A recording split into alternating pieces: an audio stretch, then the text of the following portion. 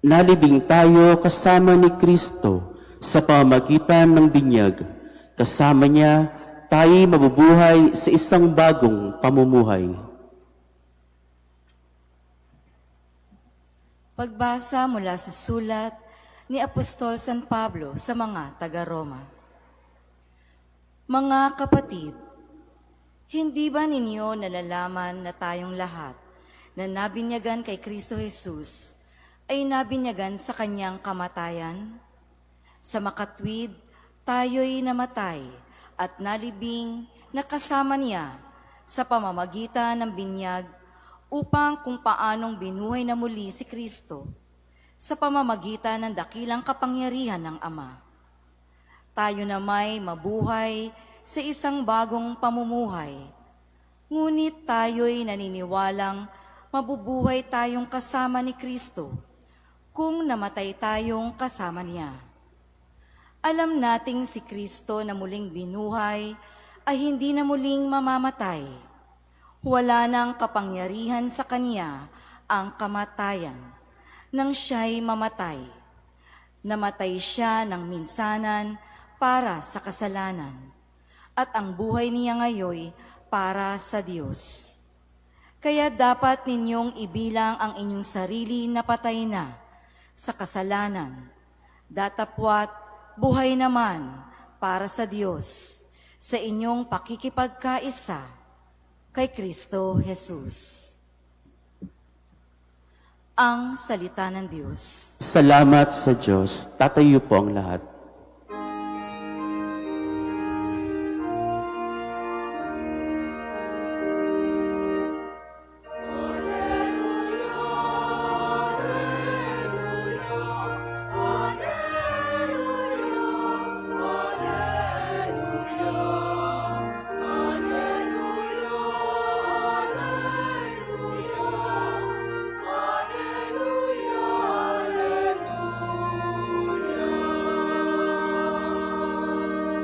Ikaw, Kristo, ang humirang upang kami maging bayan ng pari at haring banal.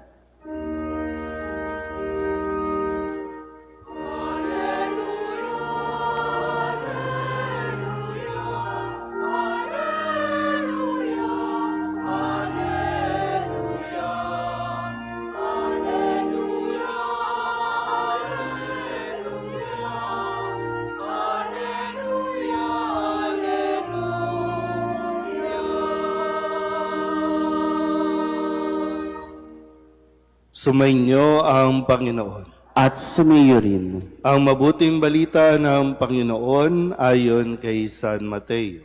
Papuri sa iyo, Panginoon. Noong panahong iyon, sinabi ni Jesus sa kanyang mga apostol, "Ang umiibig sa Ama o sa Ina nang higit sa akin ay hindi karapat-dapat sa akin. Ang hindi nagpapasan ng kanyang krus at ang umiibig sa anak na lalaki o babae nang higit sa akin ay hindi karapat-dapat sa akin. Ang hindi nagpapasan ng kanyang krus at sumusunod sa akin ay hindi karapat-dapat sa akin.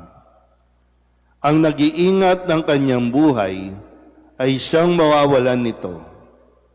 At ang nawawalan ng kanyang buhay dahil sa akin ay magkakamit nito.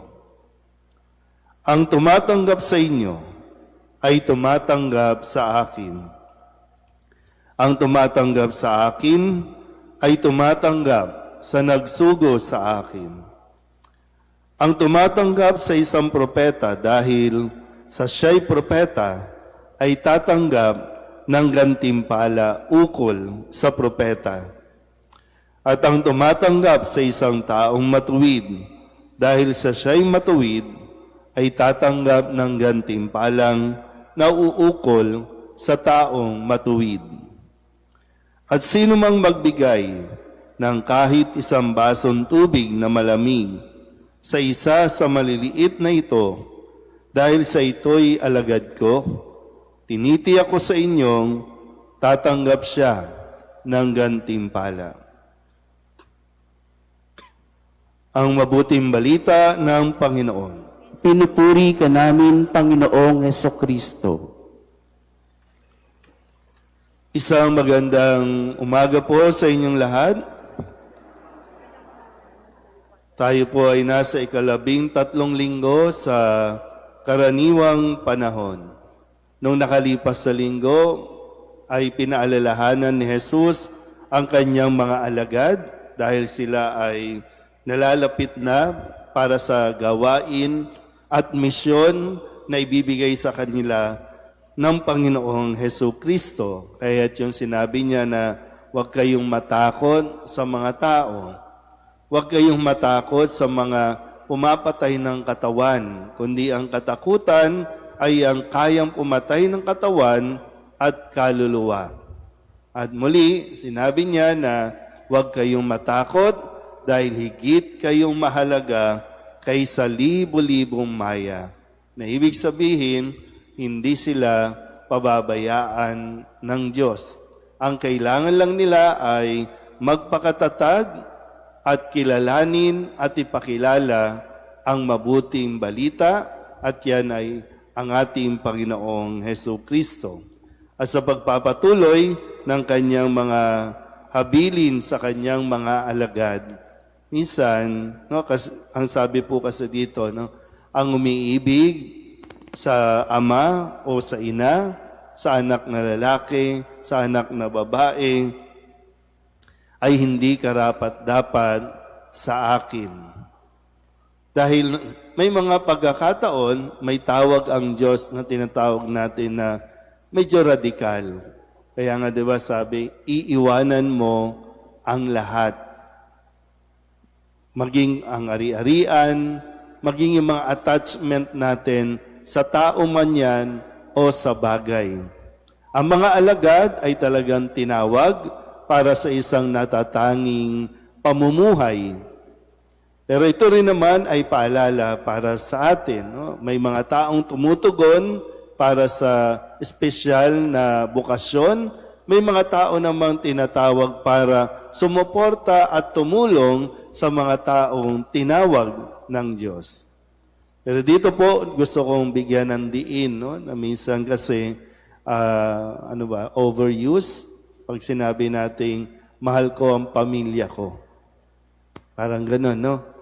Tandaan natin ulit, ang sinabi ni Kristo, kasi baka ma-misinterpret na naman natin, at kaya nga kailangan ng iba yung pagninilay ang mga narinig natin mga salita ng Diyos. Sabi niya, ang umiibig sa ama, sa ina, sa anak na lalaki o babae, huwag niyong kakalimutan yung bahagi na nang higit sa akin. Nang higit sa akin. Gaya ng nasabi ko, minsan, nagiging hadlang o ang nagiging dahilan para sa isang pamilya na lumapit sa Diyos, mapalapit sa Diyos, ay mismong pamilya rin. Halimbawa ngayon, kamusta po ang inyong mga pamilya? Kamusta ang inyong asawa? Kamusta ang inyong anak? Kailan ba huling nagsimba kayo bilang pamilya? O nasanay na tayo na hindi tayo magkakasabay, hindi tayo magkakasama. Sa tagal ng panahon, pero sasabihin natin, mahal natin ang pamilya. Ulitin ka po, no? Sabi ni Kristo, nang higit sa akin. Kaya kung babalikan natin ang mga utos ng Diyos, ang pinakauna ay ibigin mo ang Diyos ng buong puso, ng buong kaluluwa, ng buong mong lakas. Pang-apat pa lamang yung igalang mo ang iyong ama at ina. Kasunod na rin yan, huwag kang mangangalunya, huwag kang makikiapid o huwag kang magnanakaw. Kasi madali pong sabihin, no, na minsan talagang, gaya nga na sabi ko, no, nagiging dahilan ang ating pamilya para ma-compromise ang ating pong katapatan sa Diyos. Una at higit sa lahat, i-prioritize natin ang ating pong ugnayan at relasyon sa Diyos. Kasi susunod na dyan kung gaano mo rin pahahalagahan ang iyong pamilya. Ano po? Kasi minsan sasabihin nga natin, bakit hindi na nagsisimba ang pamilya? Lahat kasi abala na. Lahat, no? Ngayon, sa nangyayari sa ating lipunan, bakit may mga kabataan na ang isipan ay parang pangrebelde na? Sabi nga natin, parang mga kriminal. Nasaan ang pamilya? Hiwa-hiwalay. Wala nang matibay na moralidad. Wala na yung pundasyon ng kagandahang asal. Dahil, wala eh. Hindi natin pinahalagahan o hindi natin binibigyan ng importansya yung pagsunod sa kagustuhan ng Diyos. Kaya muli, no, sabi ni Kristo, nang higit sa akin. Hindi lahat ng nagsasabing para sa pamilya itong ginagawa ko. Hindi lahat na nagsasabing mahal ko ang pamilya ay nagmamahal sa Diyos. Pero kapag sinabi mo at ipinakikita ninyong mahal namin ang Diyos, kakayanin ninyong magmahal ng pamilya. Kasi ang unang nagmamahal, ang unang nag-utos magmahal ay ang Diyos. Kaya nawa, no, sa inyo po na mga naririto, mga mag-asawa, pamilya, maging matatag nawa kayo. Habang may panahon pa, sikapin ninyo na maakay ang bawat isa, maakay ninyo ang inyong pamilya palapit sa Diyos. Amen.